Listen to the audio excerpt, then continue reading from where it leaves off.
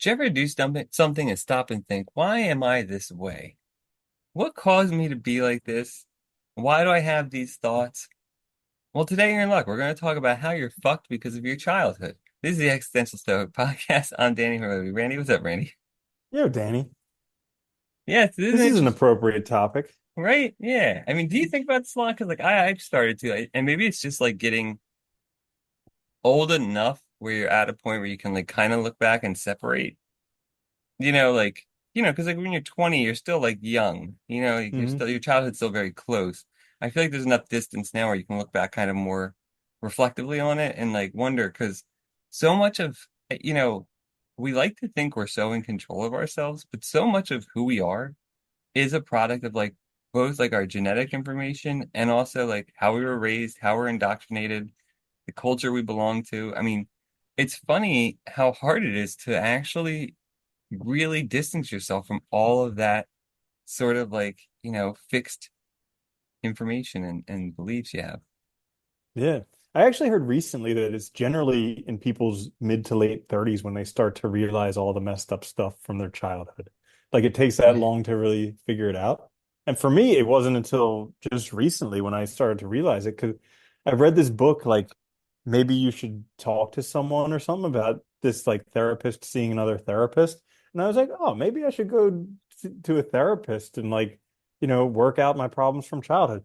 And it wasn't until I did that that I realized that like I seriously had a messed up childhood, like a lot of stuff. But the thing is, you have like an N of one. You have one experience, and Yeah. it's your subjective experience. You have no idea what it's like elsewhere. And yeah. Well, it's funny. When I was doing existentialism with my students talking about authenticity, I said to all of them too, I was like, think about it. Like you're born, most people don't have a conscious memory until I think they're about 4 or 5, right?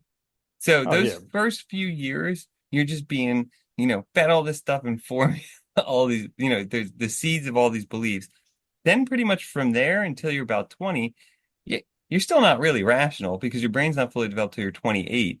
So you're just getting like fed all this outside stuff has so much influence on you. And we always say like little kids are like sponges. Like you see kids like learn languages, skills, like nothing. Like they absorb everything around them.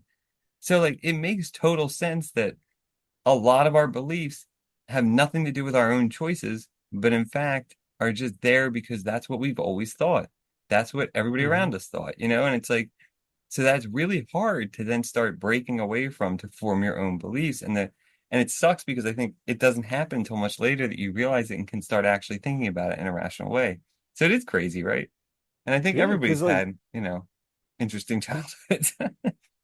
well, that's another thing is like, so now there's like this trauma chic kind of where like Yeah. everybody has trauma. And it's like, it's true. Everybody does have it. I mean, especially in Western cultures, because like, your parents are too busy making a living to actually be there for you. You don't have extended family to take care of you. So like, you're left to deal with a lot of this stuff that would be helpful to have a family around. You're left to deal with it on your own. And Yeah. so that messes people up, especially like the first 12 years of life your brain is developing so quickly, like neural connections and brain cells, like more develop in that than the whole entire rest of your life combined. And so, like, that ends up defining you. And if you don't have the structure there to build you into a decent person, like, it's crazy. There's actually, okay, so there's a couple crazy books that I read recently. One was called Complex PTSD, and another was called The Tao of Fully Feeling. They're both by the same guy. I don't know what his name is, but it's We can look basically it up. about how, like, in westernized culture, we're screwed just because of how we were raised. Because, like, we don't have the family structure to give us that feeling of safety and everything that we need when we're developing, and safety and love and all this different stuff.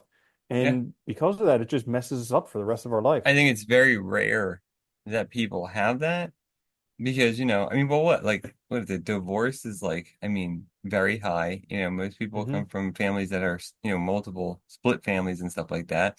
So that makes it hard. See different beliefs being fed to you that way.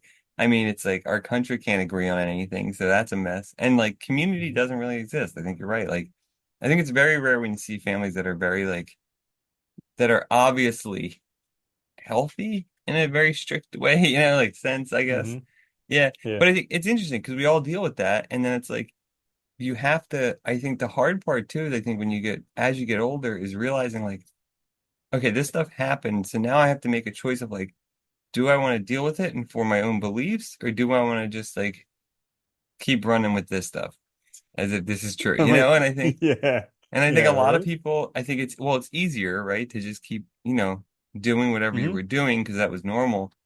But I think Hmm. there is a lot of value in like just starting to kind of question these things and think for yourself and start making the choices on things that you might not have been able to choose before. Yeah. I mean, that's a great point because I was thinking like we come into this world pretty much unburdened with anything, and then Yeah. we have all this stuff dumped on us and all this trauma and everything else, and then so it only takes like 5 to 7 years, and then we're screwed up for the whole entire rest of our life until we can figure out a way to undo whatever was done. Yeah. And yeah, Well, it's but it's crazy. It is yeah. hard though too, right? Because I mean, it's also like, like you said, you only have a test case of one, like it's not like Hmm. you have other child. It's not like you get to like before you're born, you get to see a bunch of different lives and choose between one or something where you have some, informed choice there. So yeah, Yeah. it's not like we're making choices in this case, and I'm not, and it's funny too because it's like even if your parents are doing their best and from their perspective, they're just people too. So they Hmm. have all their problems that they've been dealing with, like all the things in their lives, and Yeah. so but it just keeps perpetuating itself. And usually it's just this pendulum that swings back and forth. Like you can see, I mean, if you Yeah. look, you can kind of see like the familial, like passing down of this stuff. Like their parents were one way, so they said, I'm not going to do that. They do the exact opposite. And then you That's see too that, far. you're Yeah, like, they I'm not go, going to do that. So you do the exact opposite. And it's just like going back and yeah, it's forth like of your just a parents were complete too strict, mess. so you're not strict at all. Then the kids are like, well, Yeah. that was horrible. They had no Yeah. boundaries. So then they get really Hmm. strict. Yeah. Yeah, it is Hmm. funny. It's weird though. I think, and it is, I think these are hard things to deal with too, because like it can come with a lot of difficult questions of, both like being honest with yourself about like your past and your how you were raised and stuff like that. But also not wanting, I think a lot of people too don't want to like make it seem like they're, you know, they still want to love their family and stuff. They don't want to make them out to be like these monsters when they weren't. I mean, they were still trying to do the best they could. And like, Hmm. a lot of people, both parents worked maybe, it's hard. The Yeah. modern world we live in is not really, I mean, that's what's funny to me too, is like, as much as our society loves to talk about family, it is not structured for family at all. And that's the last thing that's on its mind. And in fact, the only thing on Hmm. our mind is money and making more, I guess. But like, yeah, Hmm. it's really crazy when you think about it, because like we talk about family values all the time, but like we live in a society where both parents have to work to afford. So that means the kids have to be sent to like daycare and other where other people are raising your kids for you and stuff. And it's kind of strange when you think about it. Well, dude, it's crazy to think about because, before COVID, both parents needed to work Yeah. to provide. And then inflation, everything doubled in price and nobody's making any more money. So now both parents need to work just to be in debt. Yeah. It's like Oh, dude, it's insane. crazy. Yeah. I don't know how Yeah. people do it anymore with kids. Like it's so expensive and it's gotten so hard. And that's the other problem too, because if both parents are working or like, because we were still, I think our generation was probably the last one where there was somebody at home when we were younger, for most people, I think. Mhm. But with both parents working, it's like, how it is too. Like you work all day and jobs can be very draining. So you get home, Mhm. you might not have a lot of energy to then give to your family, your kids who really need that energy from you. And it's not that you're trying to be a bad parent. It might just be that Yeah. you're just exhausted and you're dealing with your own stuff too and like your people, right? Yeah. So it is very hard. I don't know, like I don't want to blame people, but at the same time, it's like I think as individuals, I think it's in our interest to deal with this stuff at some point. And Mhm. it's like we do all figure this out at some point. Like I went through I know for like it was hard for me like 10 years just thinking back on it and just realizing things that like I probably should have realized earlier, but you just don't see. Yeah, because you have no idea. Yeah. And then you go on to like replay the same like troubled patterns you had in childhood Yeah. in adulthood. Like you Yeah. start looking at people as people you related to in childhood, and it's just, yeah, we just keep on doing the same stuff over and over again. Yeah, I think that, I mean, I think it is best to try and just make choices on things that you weren't able to make choices on before. So like, we can now choose because we are a rational person now. Like, what do you believe? What values matter to you? Those What things. But person's rational? yeah, right. I know. I What mean, like our emotion? brains are fully formed now, so now we can look back and Okay. make these. But we can think Ah, about this now, right? So yeah. like now, I think it's an opportune time. Like, but doing it as early as you can is good. But asking yourself those hard questions, and then also asking yourself, like, because look, do you want to deal with this crap forever? No, nobody does, and it's hard. Hmm. Do you want to Hmm. like, or do you want to know why you get angry, or you get so frustrated at people, like, and it's like, look at that. Yeah, it is fun. It's funny Hmm. too that like we're pumped from the outside. We're given all these biases and all these beliefs and all these judgments that ultimately make it harder for us to live. It's so funny that that's what happens. The second we Yeah, and we're learn just things, advertised to yeah, nonstop to say we're not good enough as we are. We need yeah, something external in order to it's be good crazy. enough. Yeah. Yeah, can't be happy unless you have these pants and this drink, right? Hmm. Exactly. It's messed up. Yeah. Hmm. So what is it? So what does one do? I don't know. That's a hard one, right? Because like, and there's different levels too of how effed up your childhood was, I guess, right? Hmm. Because it Yeah. could be better, better or worse. I think it's just like because I think there's also an opportunity for people to like maybe like have relationships that are better with their family too, potentially, because they're more honest and more open. But it is hard. Hmm. You have to kind of broach these questions with yourself. Go back and look at like, you have to start looking at your habits and your kind of common ways of acting and asking yourself like, where does that come from? Especially both the negative and positive, because some of the positive ones are also going to come from that. And I think that's a good way to balance it. It's like something that, Hmm. like, oh, I really like that I have this trait, right? And look back and see like, oh, okay, I got that from this. Like maybe my parents always, did something. That might be a good way. And then like, oh, I hate this. Why do I always get angry in this situation? Look back and find out like, oh, maybe it's because of this X, Y, and Z. But Hmm. sometimes it's helpful to talk to somebody too, because they can help you have that third party outsider view, Hmm. look through it. But Yeah.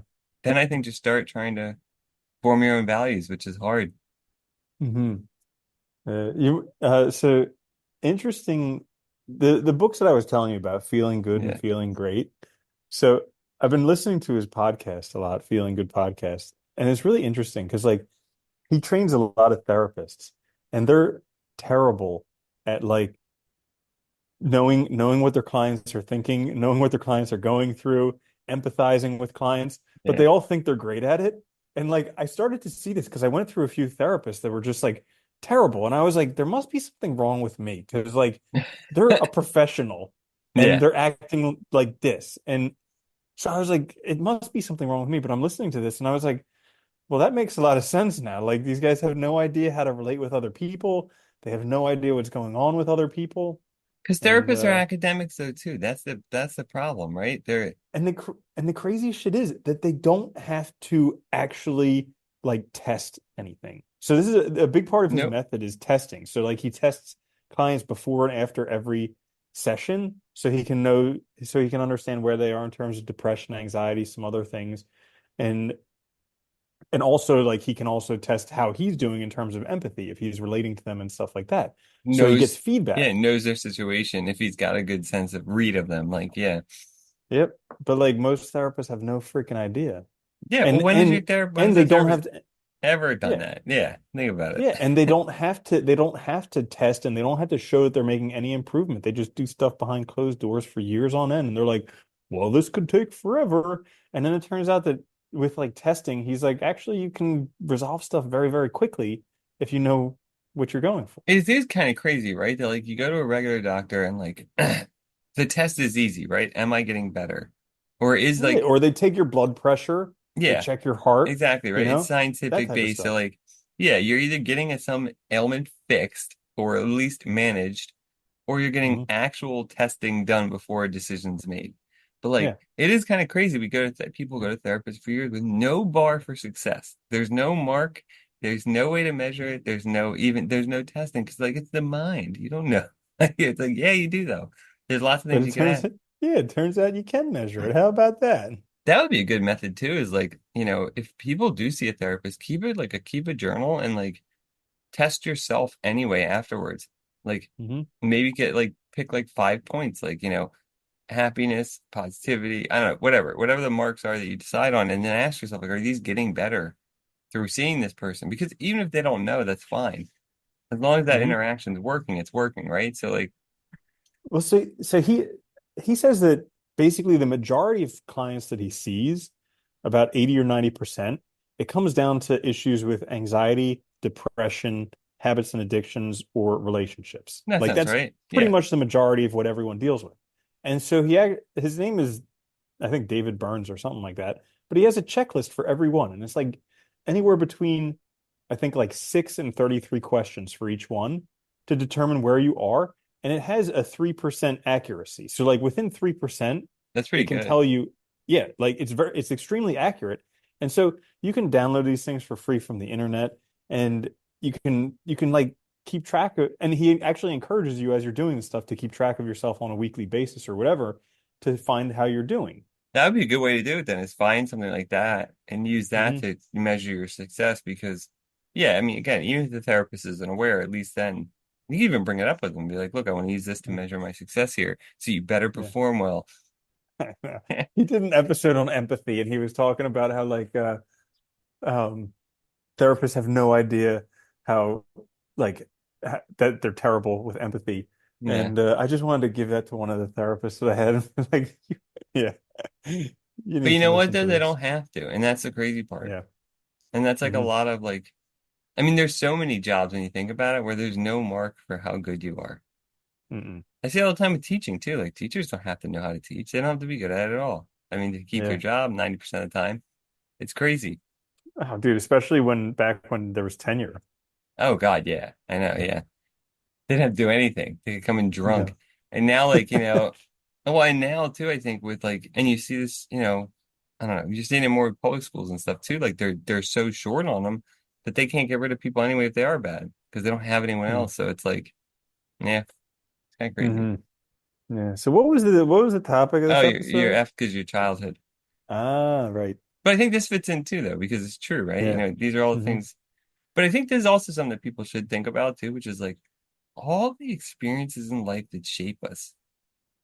Like, think of all the things we do when we're young that like shape who we are, like not only our family, school, education, any kind of extracurricular activities we are involved in, whether it's like learning an instrument, sports, all the people that you interact with, all the authority figures in those things are all going to have a huge impact on you and how you form as a person.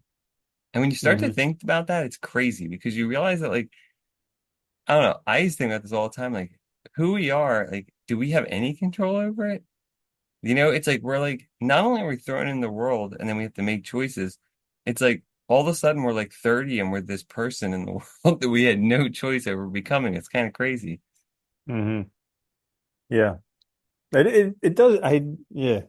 It is one of those things where it's like, do we have any control at all?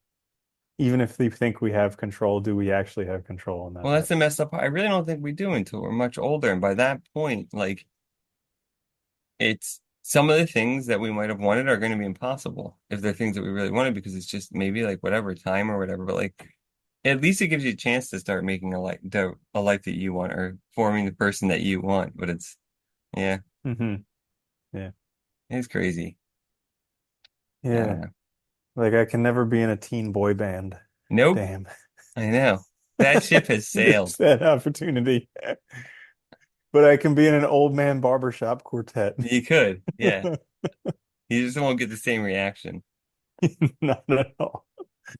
Yeah. Girls screaming. Woo! Sing it again. Uh, Anyway, so mhm. you want anything? No. Okay. So there you have it. Everybody's F because of their childhood. We can't do anything about it, but we might be able to at least change ourselves later. Give it a shot. If you like this episode, check us out later this week for another one. Please like, share, subscribe. It helps us out a lot. You can check us out wherever you get your podcasts or on YouTube. Until next time, though, later, Andy. Later, Danny.